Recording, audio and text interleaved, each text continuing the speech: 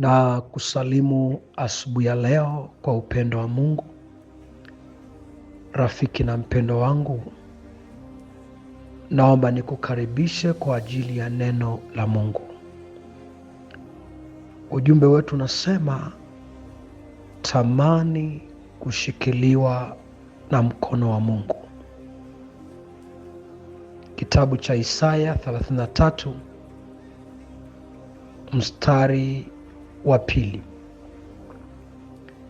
Ee Bwana, uturehemu. Tumekungoja wewe, uwe wewe mkono wetu kila asubuhi, na wokovu wetu pia wakati wa taabu. Ni maombi ya watu wa Mungu. Wanamwomba Mungu na wanatamani kwenye mioyo yao kwamba Mungu aachilie rehema ndani yao. Lakini pamoja na Mungu kuachilia rehema ndani yao,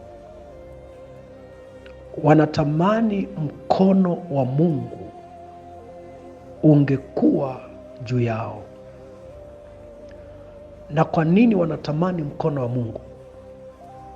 Ili mkono wa Mungu upate kuwashikilia na kuwaongoza. Unaposhikiliwa na mkono wa Mungu, hakuna adui anaweza akakupata ukiwa mikononi mwa Mungu. Ijapokuwa dhuruba inaweza ikatokea na majaribu yanaweza kainuka, lakini unapokuwa umeshikiliwa na mikono ya Mungu, usalama wako ni mkubwa.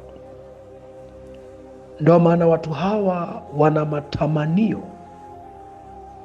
ya mkono wa Mungu kuwa juu yao asubuhi. Na si asubuhi tu walitamani mkono wa Mungu, lakini walitamani mkono wa Mungu hata wakati wa taabu. Asubuhi ya leo mpendwa, tamani kushikiliwa na Mungu wakati wa asubuhi, wakati wa mchana, nyakati zote za maisha yako. Tamani mkono wa Mungu ulio hai ukushikilie, ambaye anasema katika Isaya 59 mstari wa 1, mkono wake haukupunguka hata usiweze kuokoa. Kwamba unaposhikiliwa na mkono wa Mungu utaokoka na vitu vingi. Na ndio maana ukisoma Isaya 41 mstari wa 10, anasema usiogope, kwa maana mimi ni pamoja nawe. Nawezi tukuwa pamoja na wewe. Anasema usifadhaike, maana mimi ni Mungu wako, nikutia nguvu, na nitakusaidia, nitakushika kwa mkono wa kuume wa haki yangu. Mungu ana usaidizi juu ya maisha yako. Pale unaposhindwa, Mungu anasimama na wewe. Ndio maana Zaburi anasema yeye kwetu ni nguvu na kimbilio na msaada uonekanao tele wakati wa mateso. Asubuhi ya leo, Mungu ashikilie kazi ya mikono yako. Mungu aitie mikono yako nguvu. Kwa mkono wa Mungu ukapate kusimama. Kwa mkono wa Mungu ukapate kutawala. Tamani kushikiliwa na mkono wa Mungu aliye hai. Maana anasema mimi nitakusaidia.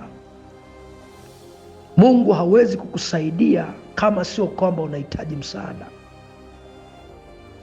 Ni kwa sababu unahitaji msaada ndio maana Mungu anakuwa tayari kukusaidia. anakuwa tayari kukushika mkono kama vile ambavyo alimshika Petro alipokuwa nazama. Maandiko anasema Yesu akanyosha mkono akamshika Petro.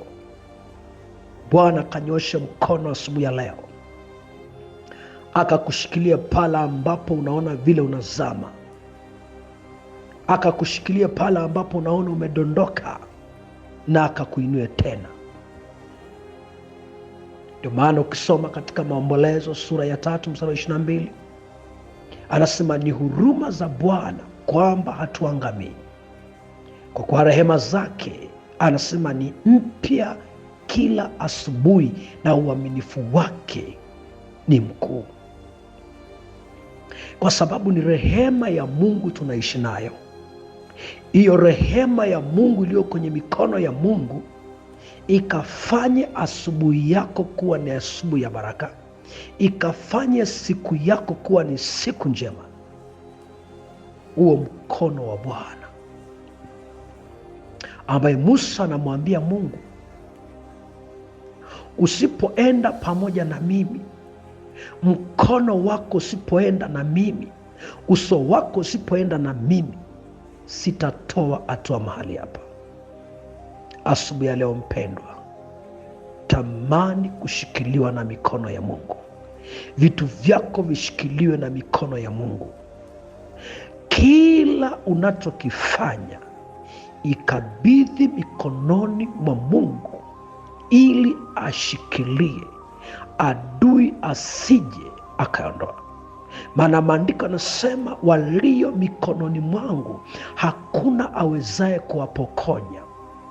Unapokuwa mikononi mwa Mungu aliye hai, hakuna anayeweza kukupokonya, hakuna anayeweza kukuondoa, kwa sababu uko mikononi mwa Mungu aliye hai. Anasema nimekuchora kwa viganja ya mikono yangu. Yaani Mungu amechora maisha yako, mawazo yako, kila unachofikiri. Mungu amechora mwanzo wako mpaka mwisho wako. Ikiwa maisha yako imechorwa kwenye viganja vya Mungu aliye hai, huna budi kung'ang'ania kwenye mikono ya Mungu aliye hai. Tuombe. Mungu mwaminifu, wewe ambaye siku zote hupendi tuangamie, kuna mtu ambaye anahitaji kushikiliwa na mikono yako. Maana tunapokuwa mikononi mwako tunaishi amani na usalama, katika jina la Yesu Kristo, amen.